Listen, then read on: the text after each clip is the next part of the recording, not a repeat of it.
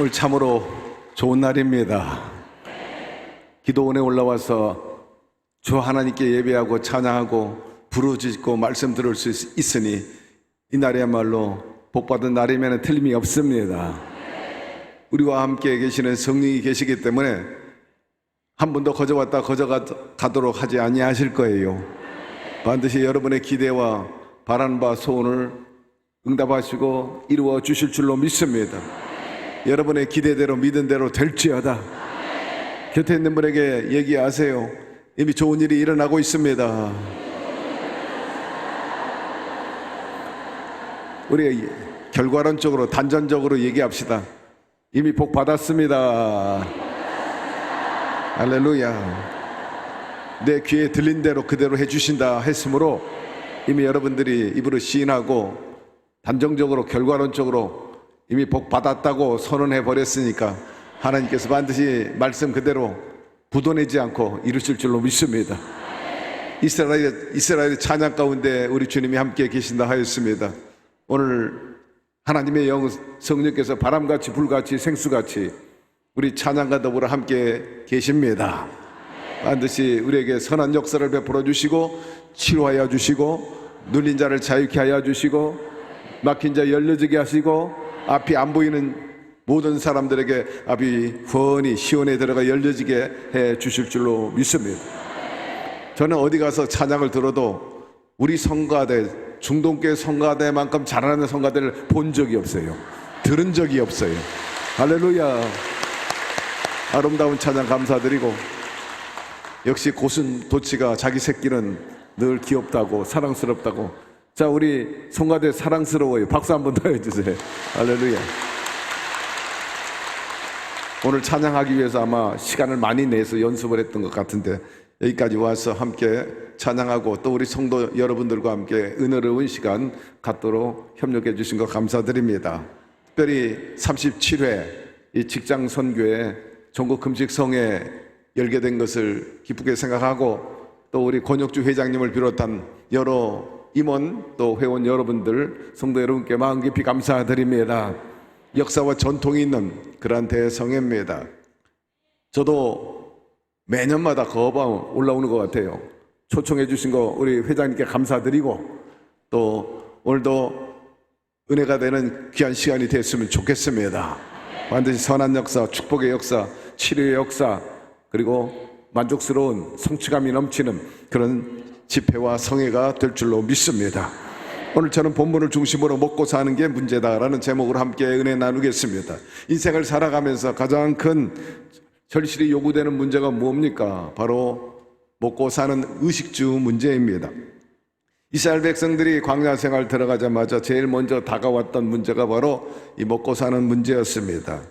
하나님께서 때를 따라 만나와 메추라기를 주셨죠. 오늘날도 마찬가지예요.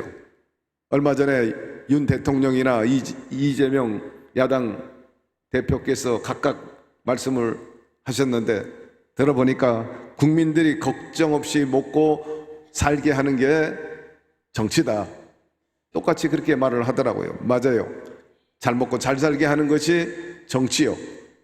그 이전에 우리 하나님께서 저와 여러분을 향한 뜻이 바로 그겁니다. 이 땅에서 잘 먹고 잘 살고 또 잘 입고 생육하고 번성하고 충만하고 정복하고 다스리도록 그런 삶을 살도록 우리를 향한 뜻과 축복하시는 분이 바로 우리 아버지 하나님이신 것입니다.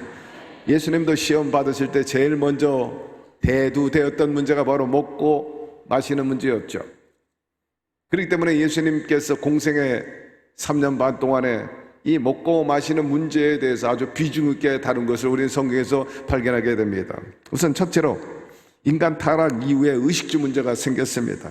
본래 에덴에는 의식주 문제, 먹고 사는 문제가 없었어요. 그런데 아담과 하와가 범죄한 이후로, 다시 말해서 선악과를 따먹은 이후에 이런 문제가 다가온 것입니다.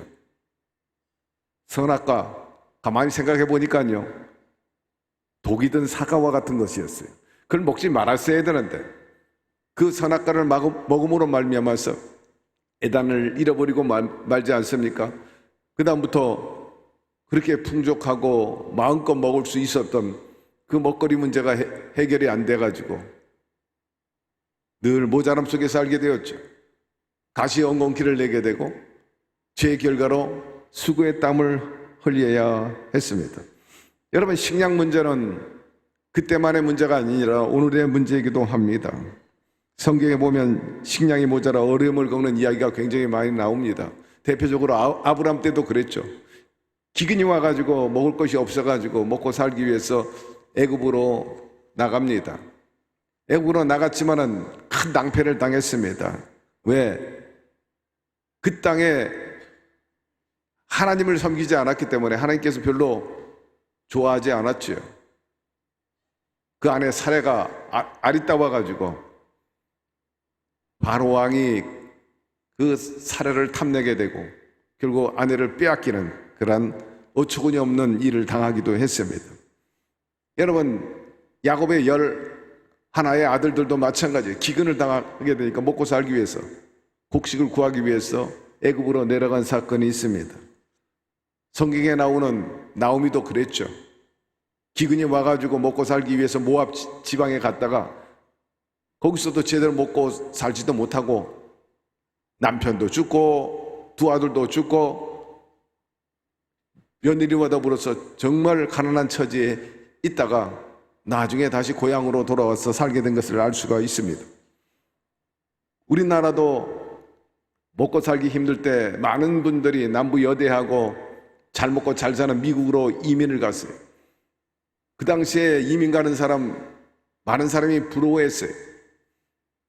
당시에 이민 간 사람들은 사회적으로 신분이 굉장히 좋은 분들이었어요. 세월이 많이 갔어요. 미국 제가 가보니까는 그래도 기대에 부응해가지고 정착하고 잘 먹고 잘 입고 마시면서 사는 분들이 많이 있었습니다. 그런데 다 잘 먹고 잘 입고 잘 마시면서 사느냐? 그렇지 않더라고요. 가보니까 어려운 사람이 굉장히 많아요. 오히려 고국에 돌아오고 싶어하는 사람이 너무나 많다는 거예요. 돌아오고 싶어도 돌아올 여건이 안 돼서 못 들어온 사람이 의외로 많이 있었습니다. 제가 잘 아는 어떤 분은 한국에서 제법 큰 기업의 상무로 지냈어요. 근데 가서 만나보니까 최근에 신문을 배달하면서 먹고 살아야 할 지경이 됐어요. 좀처럼 얼굴을 잘 드러내려고 하지 않은데 우연히 마주쳤죠. 여러분, 이민 간다고 미국 간다고 다 잘 먹고 잘 사는 게 아니라는 것입니다. 유럽을 보세요. 난민들 받아들인 나라마다 지금 몸살을 앓고 있는데 특히 프랑스 같은 경우에 지금 폭동이 일어나가지고 진정되지 않고 있습니다. 연일 시위입니다. 발달한 교통법규 어긴 17살 소녀를 과잉대행했어요. 경찰이 총격을 가해가지고 그만 사망한 사건이 폭발하게 된 겁니다. 인종차별이라는 거죠. 그런데 그 소년의 사건 그 배후에 많은 유색인들의 유감이 많았어요. 벌써 오래전부터 이 프랑스에, 아니 유럽에 인종차별이 굉장히 심해지고 있는 겁니다. 예를 들면 프랑스 같은 경우는 유색인종의 40%가 직업이 없어요. 먹고 살기가 굉장히 힘든 겁니다. 차별적이라는 거예요. 잘 쓰지 않는다는 거죠. 이번에 그것이 기폭제가 돼가지고 막 폭발해버리고 만 겁니다. 여러분, 인간 삶의 먹거리 때문에 항상 문제가 일어나고 있어요. 왜 그렇습니까? 부족하고 모자라기 때문이에요. 더 많이 차지하려고 하기 때문이죠. 앞서 언급을 했지만은 이런 모자란 이유는 다른 데 있는 게 아니에요. 하나님 앞에 불순종했기 때문에 온 그러한 일들인 것입니다. 가난과 저주의 이유는 결국 하나님과 부합돼 살지 않기 때문에, 불순종하기 때문에 그래요. 성경은 분명히 말씀하십니다. 너희가 이 말씀대로 살면 어디로 가든지 형통하리라. 들어오며 나가며 복을 받을 거리라. 토지와 우양의 새끼가 복을 받고 일등국민이 되고 꾸어줄전정 꾸지 아니하리라. 근원적인 이유는요, 하나님 말씀대로 살지 않기 때문이고 불순종했기 때문입니다. 그러므로 이제는 우리가 다시 한번 예전을 회복해야 되는데 그 회복하는 지름길, 첩경은요, 하나님 앞에 순종하는 길인 것입니다. 하나님 법도대로 사는 것입니다. 여러분들이 그렇게 살기를 주의 이름으로 축복합니다. 두 번째, 양식이 있는데 썩어지는 양식이 있고 살아있는 양식이 있다. 영생하는 양식이 있다는 것입니다.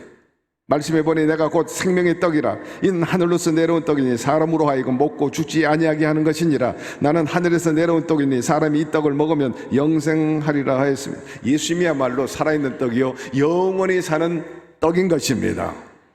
아무리 수백억 원을 가지고 있다 할지라도 생명의 떡이 없으면 여러분 소용없어요. 영생이 없다면 그 무슨 소용이 있겠습니까? 성경에 보니 부자와 나사로 이 얘기가 나오는데 굳이 설명이 필요 없어요. 단적으로 주님이 우리에게 설명해 주고 있어요. 영생이 없는데 이 땅에서 잠시 잠깐의 부귀영화가 그 무슨 소용이 있느냐? 주님께서 말씀하신 것입니다.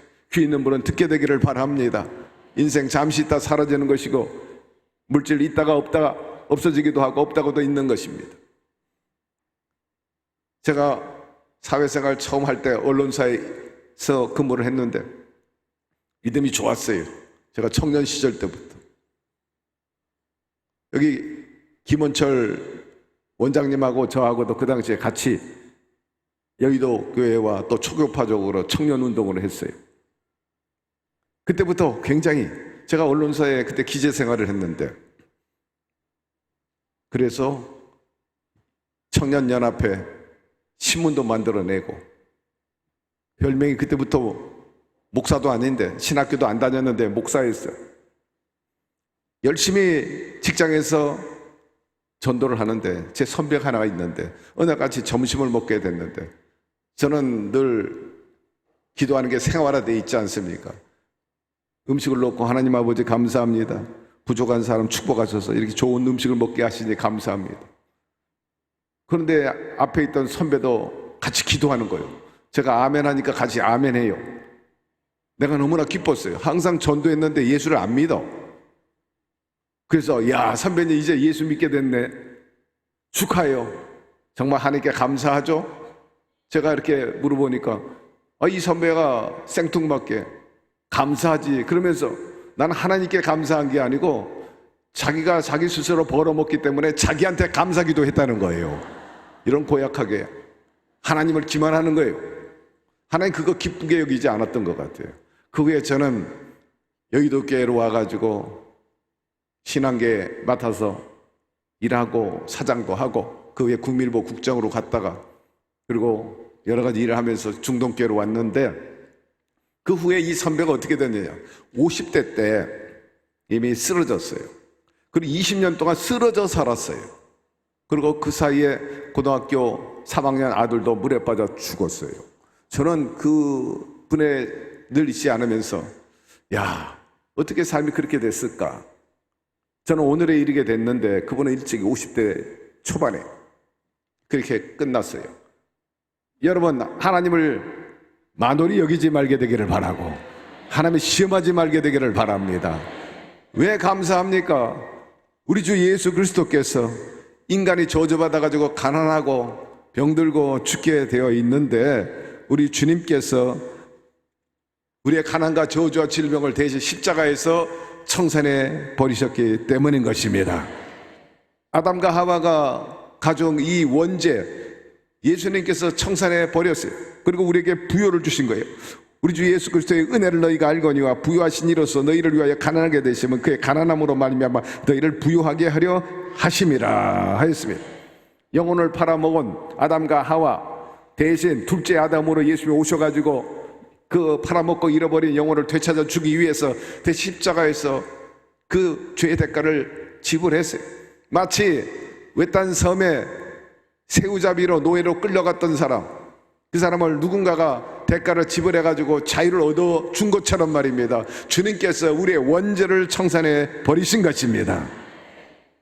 그리고 본래의 예전의 삶을 살도록 주님께서 기반을 닦아놨어요.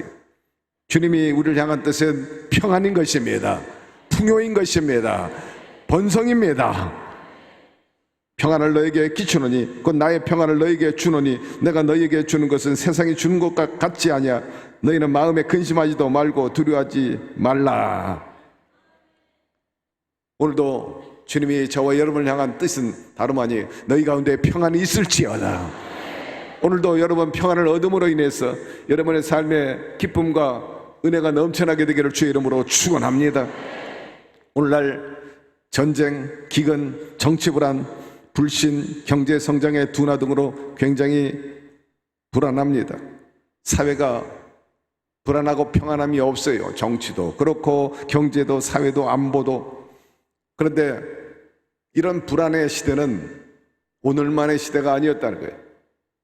어제 오늘이 불안한 것이 아니고 벌써 인간 사회 역사에 늘 불안과 때로는 기근과 불황이 있었습니다. 과거에 세계 불황이 있을 때 미국뿐만 아니라 온 세계가 불안과 초조와 염려 속에 있었어요. 미국 사회를 덮쳤을 때 최고조로 달했어요. 그때 당시에 미국의 루즈벨트 대통령이 불안하고 미래가 안 보이고 암담했던 그 미국 사람들을 향해서 방송을 통해서 이같이 말했어요. 하나님께로 돌아가자. 하나님께로 돌아가자. 하나님께 돌아가자고 외쳤습니다. 그 나라가 그래도 저만큼 유지되고 아직까지도 패권 국가로서 세계를 좌지우지하게 된 것은요, 그들의 주류인 백인들의 거의 70%가 하나님을 신봉하기 때문인 것입니다. 다민족의 사회이고 이민 사회이지만 유럽에서 넘어왔던 청교도들의 그 후손들이 거의 백인의 70%가 하나님을 신봉하기 때문에 저 나라가 여전히 강한 나라가 된 것입니다. 여러분, 왜 루즈벨트가 그렇게 외쳤습니까? 하나님만이 우리에게 진정한 평화를 주고 풍요를 줄 수 있기 때문인 것입니다. 오늘도 주님께서는 우리에게 오병의 기적을 베풀어 주시기를 원하십니다. 넘치도록 먹고도 남게 해주시기를 원하고 기름병에 기름이 차고 넘치도록 해주시기를 원하시는 것입니다. 이제 주님께서 우리에게 만나와 매출하기를 주신 거예요. 예수님께서 십자가 대속의 그 은혜를 베풀어 주신 다음에 가난과 저주와 질병을 청산했다 하니 바로 이런 형국이에요. 이런 판이 벌어졌는데 광야에서 하나님께서 매일같이 아침마다 만나와 매출하기를 주셨다. 이스라엘 백성들이 눈을 떠가지고 이제 문 열고 밖으로 나가기만 하면 눈에 매출하기와 만나가 쌓여 있다는 거예요. 그런데 쌓여만 있으면 뭐예요? 하늘에서 매출해가 떨어져 있으면 뭐예요? 해야 할 일이 있죠. 부지런히 그것을 가서 집어와야지. 그를 거두어 드려야 될 거 아닙니까? 주님께서 십자가 대속으로 이미 깔아놨어, 판을. 이젠 거두는 일이 있습니다. 주셔야 할 일이 있습니다. 여러분, 잘 먹고 잘 살기 위해서는 그 거두는 논리가 필요한 거예요. 거두는 그런 방법이 필요한 겁니다. 세 번째로 경제 논리를 성경의 경제 논리로 이끌어 돈을 벌게 되기를 주의 이름으로 축원합니다. 7가지 정직입니다. 미국의 벤자민 프랭클은 초등학교 1년밖에 안 나왔죠. 그럼에도 불구하고 하나님을 잘 신봉하고 교회 교육을 잘 받아서 나름대로 올바른 신앙과 가치관, 인생 철학관을 가지고 있었죠. 반듯했습니다. 그는 굉장히 정직했습니다. 그가 주경야독하고 비 올 때는 공부하고 날이 맑을 때는 노동하고 항상 자신의 삶에 최선을 다했다. 전심전력을 했다는 겁니다. 그 나중에 대통령이 돼가지고도 국가의 주 요직을 두루맡고 나중에 대통령이 되고 미국을 산업국가로 발돋움시키는 위대한 대통령이 바로 벤자민 프랭클린 대통령인 것입니다. 여러분, 이처럼 정직하고 최선을 다하는 사람, 자기에게 충실한 사람, 여러분 어느 시대든지 통할 수 있어요. 여러분도 그렇게 살게 되기를 주의 이름으로 축원합니다.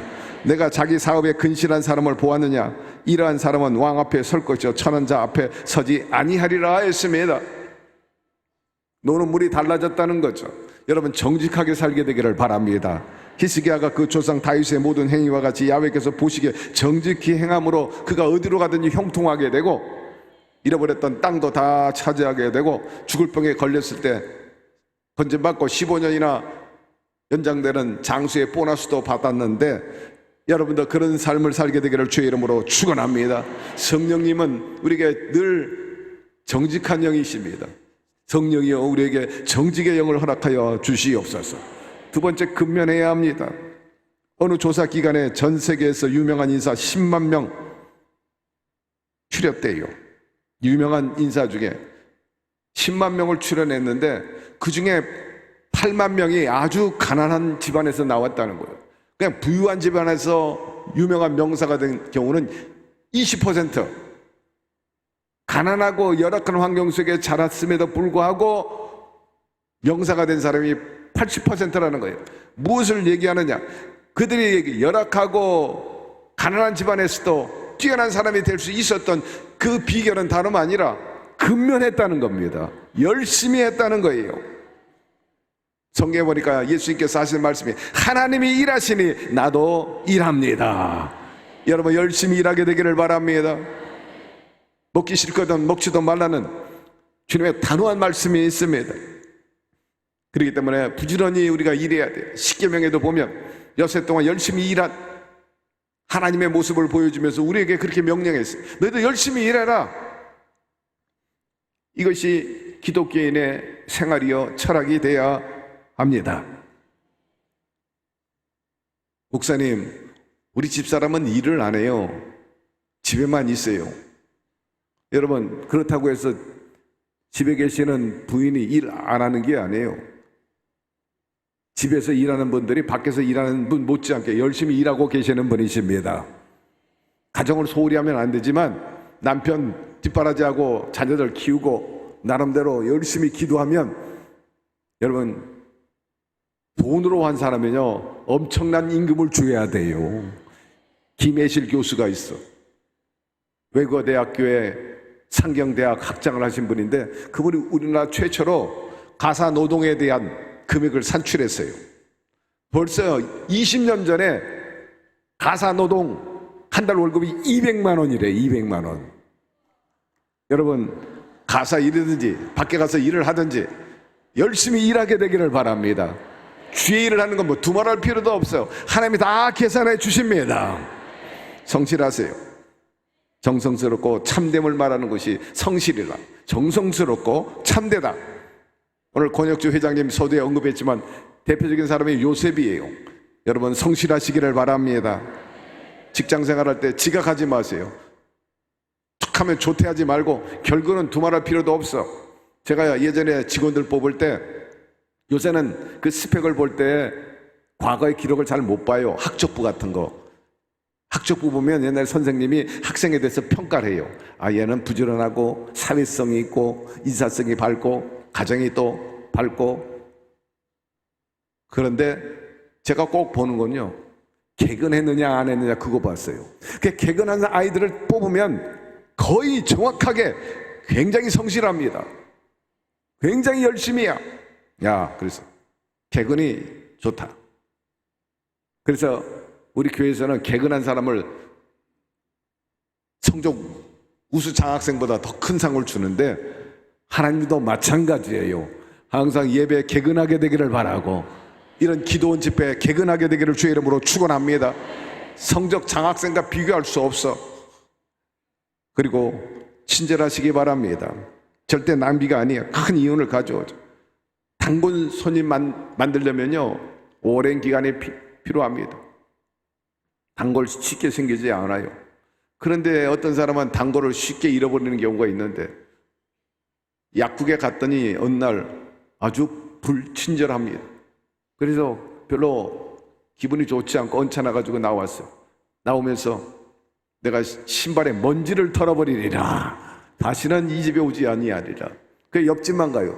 10년 동안 옆집만 가. 옆에 두고 약국이 2개 있는데 여러분 한 번 친절하지 않을 때 30년 단골 잃어버릴 수도 있어요. 그렇기 때문에 항상 여러분 친절하게 되기를 바랍니다.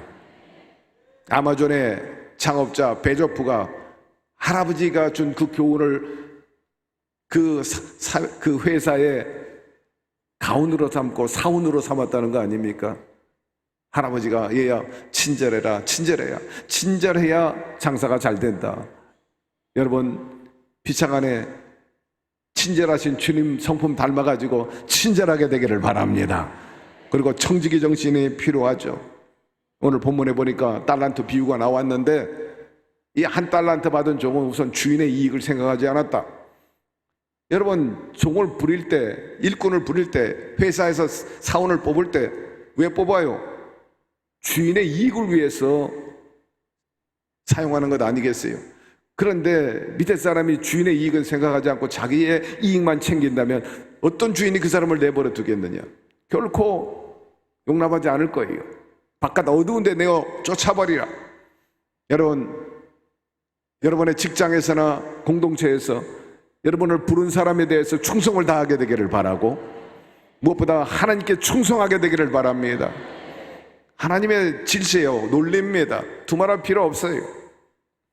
자선 사업을 하지 않는 이상은 여러분 반드시 최선을 다해서 청직의 정신을 가지고 일하게 되기를 바랍니다. 이 자연도 마찬가지고, 하나님께서 우리에게 청직의 사명을 주셨는데 제대로 돌보지 않으니까 온난화 현상이 오고 엘니뇨 현상이 오고, 지금 열매 매제할 때 열매를 안 맺고 엉뚱한 현상들이 많이 일어나는 것을 볼 수가 있어요. 그리고 여섯 번째, 청빈사상과 청부사상을 우리가 동시에 가져야 된다는 거예요. 불교는 청빈사상입니다. 깨끗하게 가난하게 살자는 거죠. 여러분, 깨끗하게 가난하게 살고 싶으면 그렇게 사세요. 유교는 청부사상, 깨끗하게 부자가 되자는 거죠. 그리고 기독교는 뭐냐? 두 가지 다예요. 청빈과 청부사상 동시에 있어요. 사도 바울은 굉장히 부자입니다. 엘리트고 그 집안이 여유가 있는 집안입니다. 로마 시민권도 있고 가말리아 문화생이고, 그는 여러 가지 언어에도 능통했습니다. 실력자죠. 그런데 보니까 나중에 뭐라고 말합니까? 이 모든 것들을 내가 분투와 같이 버린다 그랬어요. 그리스도의 도 외에는 내가 알기를 원치도 않고 나는 원치 않는다. 내가 분투와 같이 버리겠다. 배설물과 같이 여기겠다. 다시 말해서 나는 주님을 위해서 가난하게 살겠다. 그렇게 선언한 거죠. 가난도 때로는 소중합니다. 주님을 위해서 가난하겠다니 그보다 훌륭한 일이 어디 있겠습니까? 반면에 또 성경에는 부자들이 많이 나와요. 대표적인 인물이 아브라함입니다. 아브라함은 일에서 부리는 사람만 318명, 엄청난 부자입니다. 오늘날 기업으로 말하면 아마 종업원 수가 1000명도 넘는 그런 기업인이었을 거예요. 그러니 아브라함의 경제력을 어느 정도인가 우리가 가늠할 수 있어요. 그 아들 이삭도 부자입니다. 요셉도, 다윗도, 솔로몬도 부자였어요. 구약에 보니까 이 동방의 큰 부자는 욥이었습니다. 신약성경에도 보니까 부자들이 많이 나와요. 세리 마태도 부자였고요. 요한과 야고보도 부자였어요. 집이 2채 이상 있었습니다. 어머니도 치맛바람 일으킬 정도로 굉장히 위세가 있는 그러한 여인이었어요. 다락방, 지금으로 말하면 아마 새로운 2층 집이었을 거예요. 다락방이라니까. 항상 거기서 제자들이 모였고 예수님도 모였어요. 거기서 만찬도 했어요. 굉장히 여유 있는 집안이었습니다. 여러분, 아리마대 요셉도 부자였고요.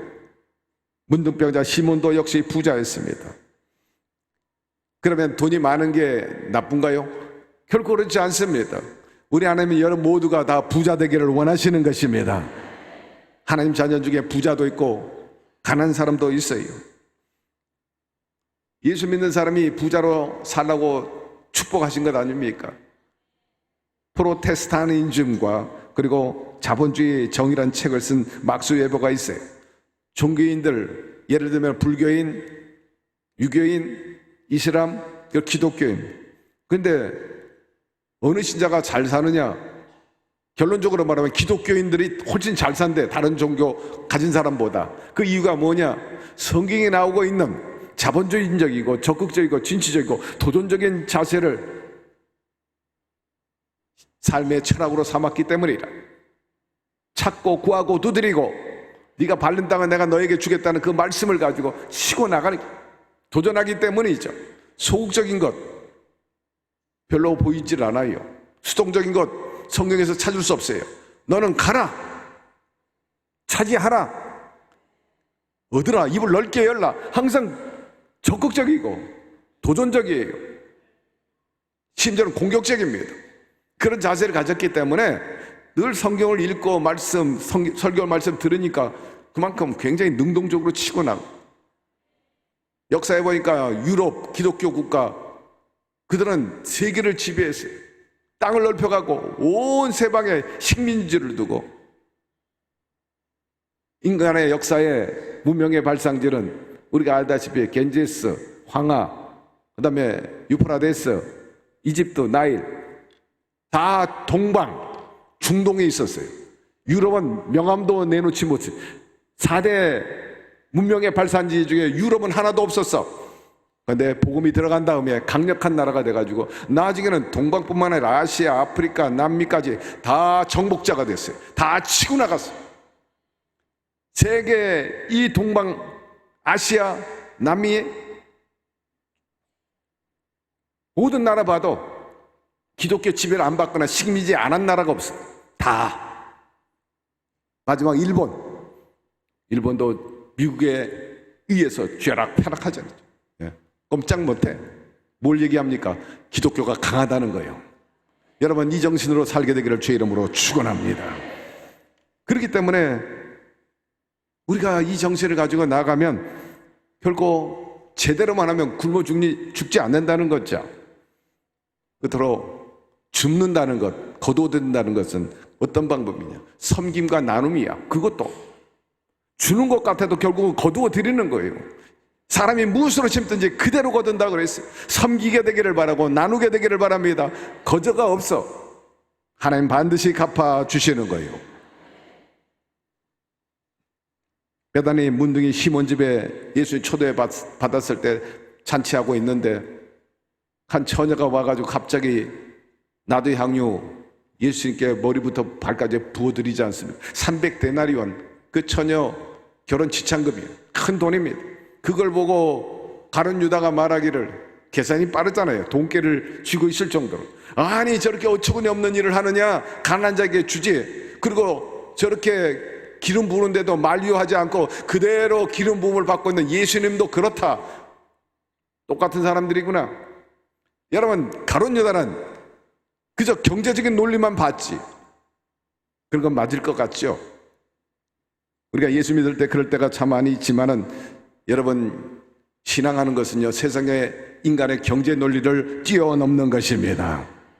교회는 예수님이 가치 있다고 생각한다면요, 거기에 무진장 갖다 투자하는 거예요.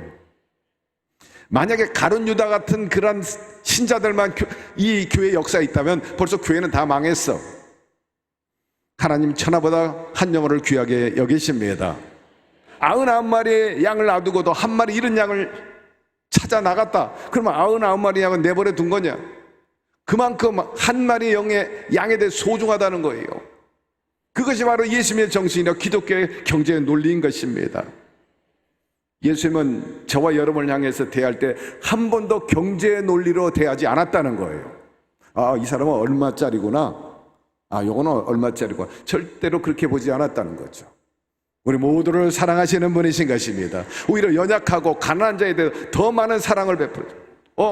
세상적인 논리로 볼 때 권세 있고 명예 있고 돈 많은 사람을 더 예우해 줘야 되는 거 아니야? 우리 주님은 결코 그렇지 않다. 여러분, 그렇기 때문에 그 예수님의 정신, 기독교 정신을 받아들였던 삭개오가 회개하고, 주여, 제가 남에게 토색한 것이면 4배로 갚고 내 재산의 절반을 나눠서 가난한 자에게 주겠습니다. 나드 향유를 부었던 그 마리와 삭개오 같은 사람들이 있었기 때문에 오늘날 기독교가 여기까지 오게 된 것입니다. 성경에는 이런 이야기가 있어요. 한 농부가 가서 밭에서 땅을 사가지고 김을 메고 농사 짓고 있는데 뜻밖의 그 땅속에 큰 보물이 있는 줄 알았어요. 물론 남의 땅에 가서 먼저 일을 하다가, 그걸 이 농부가 주인한테 가가지고 돈을 얼마든지 줄 테니까 이 땅을 나한테 팔라고. 왜 그랬죠? 그 땅에 보물이 있는 걸 알았기 때문이죠. 바로 하나님의 축복과 영생을 얻기 위해서 때로는 여러분, 모든 것을 투자해서라도 사야 되는 것입니다. 얻어야 되는 것입니다. 여러분들이 그렇게 되기를 주의 이름으로 축원합니다. 인생에 여러분들이 소중한 것을 얻고자 한다면 그보다 덜 소중한 것은 여러분 팔아야 되는 거예요. 더 좋은 걸 살려면은, 더 좋은 집을 살려면은 살고 있던 집 팔아야 되잖아. 더 좋은 것을 얻기 위해서는요, 여러분이 가지고 있는 가치 있는 것이라 할지라도 과감히 정리할 줄 아는 것이 바로 성경적인 경제의 논리인 것입니다. 예수님께서 선포하신 하나님 나라 자체가 그랬어요. 경제 논리를, 세상의 논리를 뛰어넘었다는 거죠. 만군의 야훼가 이르노니 너희 온전한 11조를 창고에 들여 너희 집에 양식이 있게 하고 그것으로 나를 시험하여 내가 하늘 문을 열고 너에게 복을 쌓을 것이 없도록 붙지 아니하나 보라. 참 그래요. 남에게 스타벅스 커피 한 잔 사주기도 쉽지 않은데, 부담스럽다고 안 사주려고 하는데 11조 내라니 이거 보통 일이 아니죠. 엄청난 도전입니다. 모험이죠. 그런데 해보라는 거예요. 주님께서 내가 더 쌓아 붙지 않는지 한번 시험해보라 하지 않습니까? 이게 바로 성경의 경제 논리입니다. 엘리야가 이세벨에게 쫓겨서 먹고 살기 어려울 때, 기근에 들었을 때 사르밧 가부 집에 가가지고 떡을 내놓으라고 그러지 않습니까?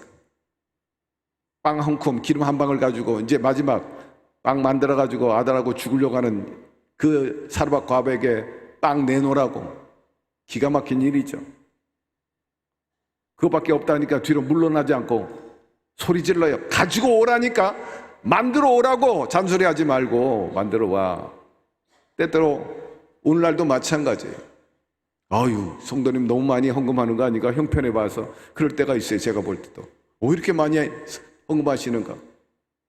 그런데 하나님의 경제 논리는 달랐어요. 축복하는데 엄청나게 기름병이 차고 넘치는 놀라운 역사가 일어났던 것입니다. 심지어는 그 사르밧 가부 아들이 죽었을 때 그 엘리야로 말미암아 그 아들이 살아나는 놀라운 기적을 체험한 것을 볼 수가 있어요. 때때로 교회에서 바자회 합니다. 또 명사들이 바지에 하는데 자기가 가지고 있는 아주 소중한 거, 보물같이 여겼던 것을 다 도네이션해요.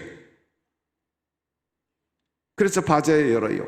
바자회 하는 이유가 뭡니까? 교회에서 사회적인 사회사업을 위해서, 구제하기 위해서 그게 때로 합니다. 그러나 그것은 2차적인 목적이에요. 바자회 하는 것은요, 첫 번째 목적이 하나님의 나라를 경험하는 겁니다. 하나님의 경제 논리를 경험하는 거죠. 여러분, 너무 가난하다고 기죽지 말게 되기를 바랍니다. 예수님도 가난하셨어요. 예수님이 목수 출신이고요, 그분의 제자들은 다 그렇게 부자들은 아니었잖아요. 유대인들이 무시하고 또 권세자들이 무시하고 대제사장들이 무시하고, 그럼 우리 예수님은 외모는 그렇게 가난한 것 같아도요, 그분은 바로 하나님의 아들이었습니다.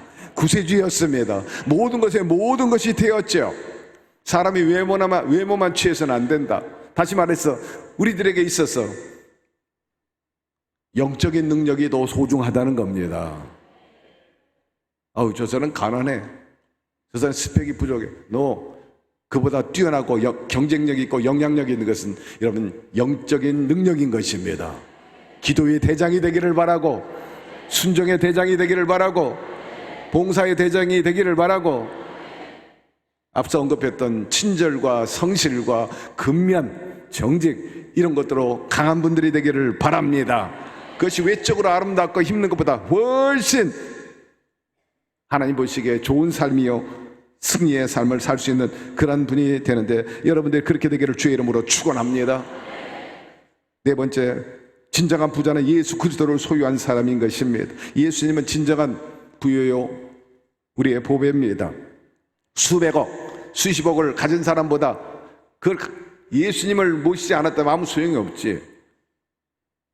오늘 여러분 안에 주님이 계시면 아멘 하시기를 바랍니다. 아브라함은 절대 믿음과 절대 순종의 사람이었어요. 하나님을 가장 높은 곳에 모셨고, 하나님이 오라면 오고 가라면 가고, 집안에 이런 절대 믿음과 절대 순종이 가풍으로 흘러야 돼요. 아브라함이 위대한 것은 아버지가 누구냐? 데라입니다. 우상 숭배자요. 우상의 재물을 팔던 사람입니다. 거기서 같이 섞여서 먹고 살았어요. 그런데 어느 날 하나님께서 일방적으로 부르셨잖아요. 부르신 분이 누군지도 잘 몰랐지. 그러나 본토 친척 아비 집을 떠나서 내가 내게 지시할 땅으로 가라고 했을 때 아버지의 그 섬겼던 우상과 그 아버지를 버리고 떠났다는 자체가 위대한 결단이었다는 거예요. 아버지 집 떠나기 쉽지 않아요. 가업을 같이 해서 아버지가 번 그 돈 가지고 먹고 자랐던 아브라함이 그걸 버렸다는 것은 위대한 결단인 거예요. 그것을 소명받은 자의 길이라 우리가 보통 얘기해요. 하나님이 종으로 부름받았을 때 아브라함의 그 소명이 바로 우리의 소명이라. 갈 바를 알지 못하고 떠났어. 이게 바로 하나님 앞에 크게 큰 축복이었다. 아들 바치라니까 바쳤잖아요. 이만큼 위대한 용단은 없죠. 한마디로 말해서 하나님을 소유한 사람이었기 때문인 것입니다. 여러분들이 그렇게 살기를 바랍니다. 그러니까 복의 근원이 되고 그 후손이 오늘날 모래같이 많아가지고 전 세계 아브라함의 후손이 40억 명이 넘어가고 있어요. 기독교, 프로테스탄트, 동방정교회, 카톨릭, 이집트, 야곱교회 등등 이런 말로 다 할 수, 다 아브라함을 신봉해. 이스라엘까지. 이삭도 마찬가지예요. 아버지 아브라함이 한 그대로 따라서 가는 곳곳마다 제사를 드렸습니다. 그도 기근을 만났지만은 하나님께서 애굽으로 가지 마라. 왜? 애굽은 세상이기 때문에 가지 말라는 거예요. 나와 함께 있어라. 나와 함께 그래도 불 가운데 물 가운데 지날지라도 내가 너를 해를 받지 않도록 도와주리라. 나와 함께 있어라. 여러분 어떤 형편이 있든지 그분과 연대하면서 동행하면서 동고동락하며 살게 되기를 바랍니다. 그가 블레셋에 머물러 있을 때 그 사람들은 농사 짓는 게 본업이고 목축업을 하지 않았어요. 그래 목축업 할 수도 없어. 초지도 없기 때문에 농사 졌어요. 농사에는 처음 하는 사람이야. 초년병이고 농사에 문외한입니다. 전혀 상식이 없고 지식이 없어. 그런데도 하나님이 함께 하니까요 그의 농사에 100배의 수확을 거뒀다 하였습니다. 마침내 거부가 되었느니라. 여러분 부는요 하나님 앞에 올바로 순종하고 따르는 사람에게 부여지게 되는 것입니다. 그렇기 때문에 여러분도 아브라함처럼 이삭처럼 말씀에 순종하고 절대 신봉함으로 살아보게 되기를 주의 이름으로 축원합니다. 그렇다면 반드시 하나님이 예비한 그 부를 누리게 될 것입니다. 항상 저와 여러분을 향한 뜻과 계획은 크고 놀라운 것입니다. 여러분을 통해 하나님은 많은 일을 하기를 원해요. 여러분의 축복의 통로가 되기를 원합니다. 그 손에 붙잡힌 그런 사람들이 되기를 주의 이름으로 축원합니다. 먼저 그 나라와 그 의를 구하세요. 오병의 기적이 일어나게 될 것이고 영육간의 양식을 주시고 이 땅의 삶에서도 부여하고 또 영적으로도 부여하고 공중에 나는 새도 다 먹이고 입히시거든 하물며 너일까 보냐 말씀하고 있지 않습니까? 우리 주님이 주실 땐 또 후히 주신다 하였어요. 그러므로 소망을 갖게 되기를 바랍니다. 내가 이 세의 부한 자들을 명하여 마음을 높이지 말고 정함이 없는 재물에 소망을 두지 말고 오직 우리에게 모든 것을 후히 주사 누리게 하시는 하나님께 두면은 반드시 부욕해 하리라. 말씀 마무리합니다. 인간들이 오늘날 어려움을 겪는 이유는 여러 가지가 있겠지만 특별히 하나 예를 들면 자연을 훼손하고 옵니다. 온난화 현상, 온실가스 많이 배출해가지고 오존층이 파괴해가지고 스스로 요람을 파괴하고 있는 거예요. 스스로 자기를 자해하고 있는데도 불구하고 인간들은 깨닫지 못해요. 이제 지구촌의 온도가 1도씩만 올라가도 먹거리 생산량이 10%가 줄어들어요. 우리 몸이 1도만 올라가도 면역력이 강화된다고 그러는데 반대로 이 지구 온도가 1도만 올라가면 지구촌에 있는 먹거리 생산량이 몇 퍼센트? 10%가 줄어들어요. 최근에 12만 년 전에 나는 이해가 잘 안 돼요. 1만 년 전도 어마어마한 역사의 시간인데 12년 만년에 지구 역사상 최고의 지구 평균 온도가 17도 1이 넘었다. 언론에서 크게 보도한 것을 우리가 들었어요. 전문가들의 말에 의하면 이것은 사형 선고와 다름이 없다라고 신문에 타이틀 미다시가 팍 나왔어요. 이건 사형 선고다. 지구촌의 17도 01도 이건 끝난 거예요. 엘니뇨 현상 때문에 매년 기온의 상승을 계속할 거래요. 자연재해, 사망자 속출, 전염병 창궐 계속 과거와 비교할 수 없이 배 10배로 막 늘어나게 될 것이다. 이럴 때 우리가 어떻게 해야 하느냐? 방법 없어요. 구원의 길은 항상 먼저 그 나라와 그를 구하는 것입니다. 우리가 성경을 알고 배웠으면 아는 게 힘이라고 했는데 아는 것만으로 힘이 되지 않아요. 알면 힘이 되도록 행해야 되는 겁니다. 알기만 하면 뭐해? 아는 게 힘이 아니라 아는 것을 행하고 지킬 때 힘이 됩니다. 우리 모두가 먼저 그 나라와 그를 열심히 구하게 되기를 바랍니다. 세상 끝날까지 내가 너희와 항상 함께 있겠노라. 돌보시겠다는 거예요. 책임지겠다는 것입니다. 그리고 미래를 생각해서 우리 모두가 자연을 보호하고 회복시키는 데 열과성을 다해야 할 것입니다. 그리고 우리가 청지기 사명을 다하지 못한 거 회개하고 이제라도 성실한 근면하는 자세로 최선을 다해서 일해야 합니다. 가정에서도 그렇고 직장에서도 그렇고 사회에서도 열심히 일하는 저와 여러분 되기를 바랍니다. 그래야 할 때 주님께서 무엇을 먹을까 마실까 입을까 염려하지 않도록 생산성 있게 우리에게 공급해 주실 것이고 주님과 함께 할 때 주님이면 다 됩니다. 생명을 얻되 더 풍성히 얻어 부여하신 자들 돼서 구워줄전적 꾸지 않으면서 먹거리 문제 걱정 없이 성령의 능력 안에서 승리의 삶을 사는 오늘 집회에 참석한 모든 성도 여러분 되기를 주의 이름으로 축원합니다.